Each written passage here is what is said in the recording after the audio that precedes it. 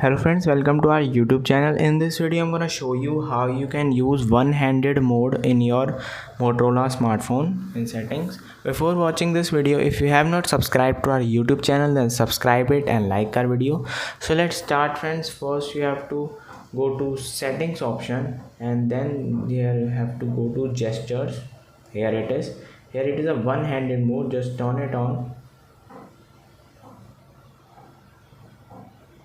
You can see, and when you just press on this, you can see one-handed mode is activated.